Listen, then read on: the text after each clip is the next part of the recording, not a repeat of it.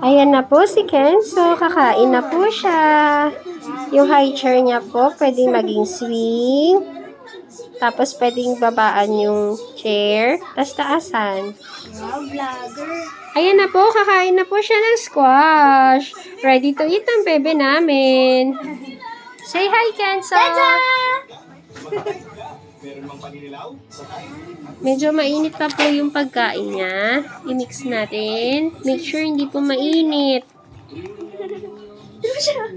Dapat po ang baby natin nakaupo ng maayos para hindi siya ma-aspirate, mga mi. Excited na siya. Ito, food mo. Ready ka na, be? Ayan, bumili po kami ng bib na silicone para kahit madumihan yung damit niya, pupunasan lang, hindi po yung panay laban natin. At may pangsahod po dito kapag may malaglag. Ayan. Baby Kenzo, ano masasabi mo? Congratulations! Happy ka ba sa high chair mo po? Here's your toy. Ayan guys, may freebies pa na po. New Myrosol Radiance White. With alkaline Ate, mainit pa ba yung food? Check mo muna. Angat mo. Okay naman. Okay na. O, konti-konti. Don't do that. Ito, toy mo, toy mo. Konti-konti lang, ate. Konti-konti. Small amount lang po. Sobo! Parang chuchup-chup po muna siya. Para siyang dumidede. Kasi naaral pa niya, i-open yung kanyang mouth. Anong flavor yan, anak? Sabihin mo, squash po. Okay na. Go. Medyo ganun mo, anak, para na ano. But with Head & Shoulders, no chance. Its best ever formula keeps you up to 100% danger-free. Make every day Sarap. Kuha ko white. Ayan, mukhang nag-enjoy po ang aming baby sa ginawa naming puree. Squash puree ang tawag po. Okay, isa pa? Dapat maubos mo to. Ready? 3, 2, 1.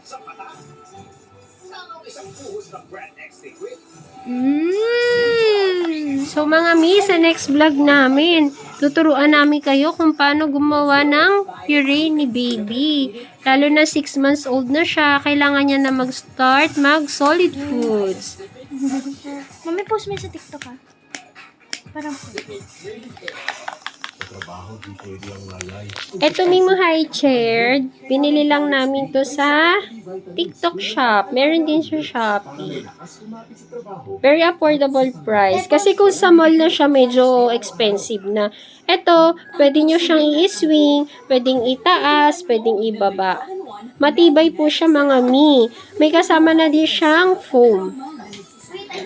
Tapos pwede mo din tanggalin to. para pwede mag-sleep si baby.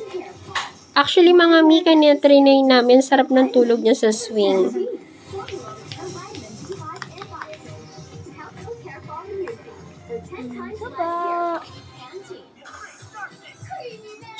Masarap, be? Sarap gawa namin ni Mami at Daddy. Ha? Ang cute niya. So, mga mi, mapapansin nyo, ang baby nyo, pag ayaw nila ng food, hindi nila sinusubo, tas umiiyak sila. Pero pag bet nila yung gawa mo, kakainin nila yan. So, kailangan i-feed natin si baby 3 times a day, morning, afternoon, and evening. Tapos, mag-ready tayo na water. Tapos, after nila mag-feed, wag muna natin silang ihiga.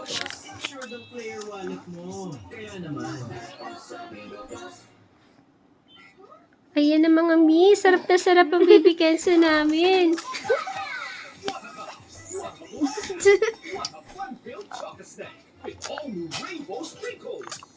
Sarap. Go.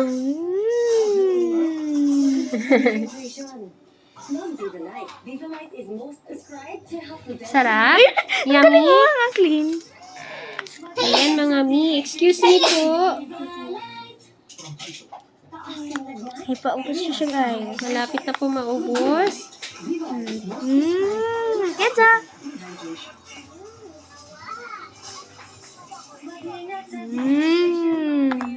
Grabe.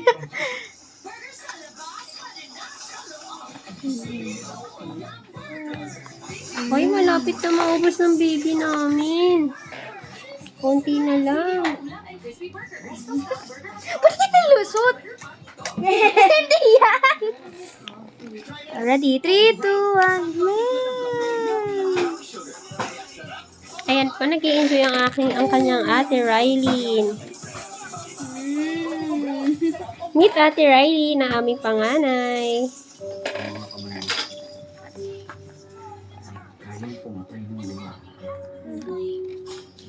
Kasi may boy niya.